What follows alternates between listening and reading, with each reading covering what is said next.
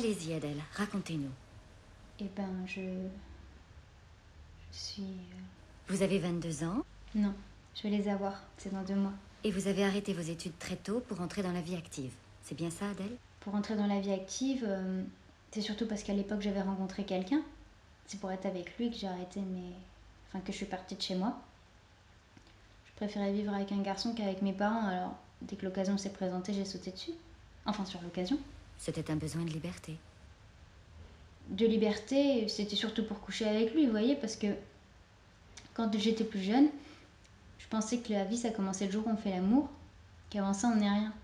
Alors le premier qui a envie de le faire, je suis partie avec lui, pour qu'on soit que tous les deux, pour que ma vie commence. Mais le problème c'est que ça n'a pas très bien commencé. Mais vous ne vous entendiez pas avec ce garçon? Pourquoi est-ce que ça n'a pas bien commencé? Parce que c'est toujours comme ça avec moi, ça commence mal et ça finit encore plus mal. Je tombe jamais sur le bon numéro. Vous savez les papiers collants là en forme de spirale qui attirent les mouches? Bah, c'est moi craché. Les histoires moches, il n'y en a pas une qui me passe à côté. Faut croire qu'il y a des gens comme ça qui font aspirateur pour soulager un peu les autres. Je tombe jamais sur le bon numéro. Tout ce que j'essaie ça rate. Tout ce que je touche ça se transforme en vacherie. Comment vous expliquez ça, Adèle? Bah la poisse ça s'explique pas, hein. C'est comme l'oreille musicale si vous voulez. On l'a ou on l'a pas. Qu'est-ce qui s'est passé avec ce garçon? Avec lequel? Le premier, celui avec qui vous êtes parti. Ça n'a pas été jusqu'au bout? Si, ça a été tout au bout. Mais vous avez été déçue. Non. C'est même bien ça le problème. Si ça m'avait pas plu autant, je serais peut-être pas là ici aujourd'hui. Enfin bon. Sauf la première fois, on n'était peut-être pas trop à l'aise. Oui, la première fois, c'est jamais très facile. Et puis, si vous n'étiez pas très à l'aise, c'est parce que vous étiez très jeunes tous les deux. Non, c'est parce qu'on était au lavabo de la station-service. Mais c'est pas très pratique. Je sais pas si vous avez déjà essayé. Non. Bah c'est pas pratique. Surtout sur les autoroutes. C'est moi qui avais eu l'idée de faire du stop parce que je croyais que les histoires d'amour, ça se passait toujours au bord de la mer. Mais stop, c'est pas une bonne idée. Remarquez, c'est normal aussi, hein, parce que si on fait le compte, les bonnes idées, j'en ai pratiquement jamais eu. Puis c'est toujours pareil. Chaque fois, je m'emballe trop vite, je réfléchis pas. C'est mon défaut. Heureusement que quelqu'un m'a ramassé, sinon je crois que j'aurais été capable de me passer sous un camion ou quelque chose. Qui vous a ramassé? Je peux pas vous dire son nom, parce qu'il est marié. Un psychologue. D'ailleurs, il a tout de suite remarqué que j'avais un coup de cafard carabiné. Il s'est mis en 4 pour m'aider. Il s'est même tellement mis en 4, j'ai même cru que j'étais à moitié enceinte. Mais coup de bol, c'était juste l'appendicite. Enfin, coup de bol, façon de parler, hein. Parce qu'on peut pas dire que j'ai eu vraiment de bol avec l'anesthésiste. Vous avez eu des problèmes avec l'anesthésiste? Non, il était gentil. Puis il avait l'air tellement amoureux que j'aurais suivi à l'autre bout du monde. Mais on n'a pas été plus loin que Limoges. C'est fou comme les gens peuvent avoir l'air raides amoureux en l'étant pas du tout.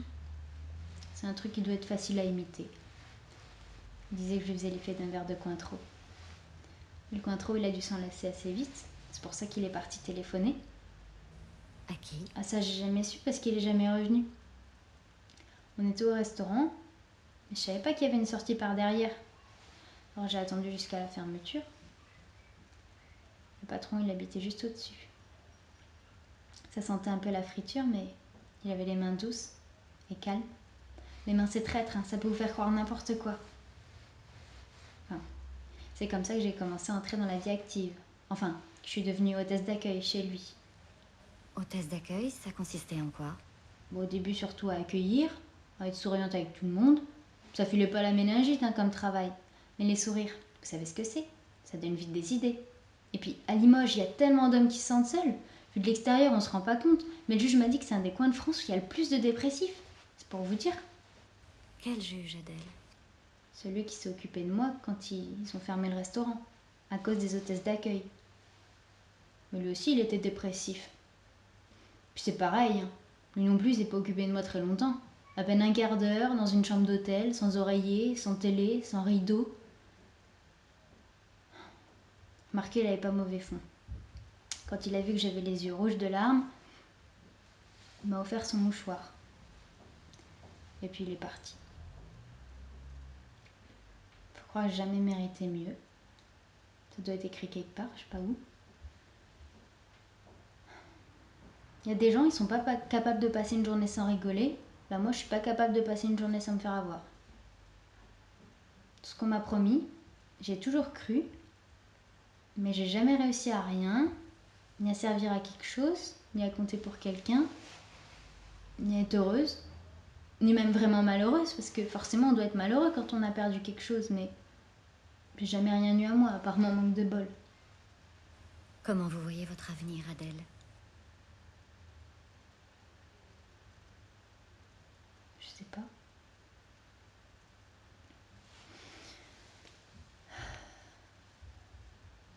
Quand j'étais plus petite, j'avais qu'une idée, c'était de grandir, que ça aille plus vite. Mais je sais pas à quoi ça a servi tout ça. Je sais plus. Devenir plus vieille.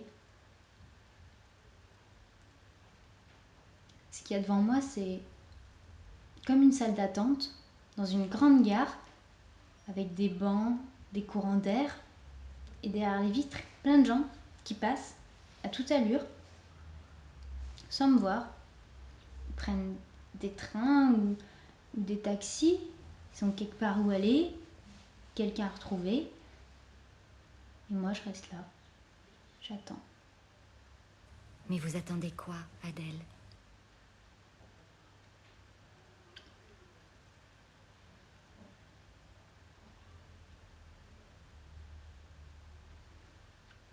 Qu'il m'arrive quelque chose.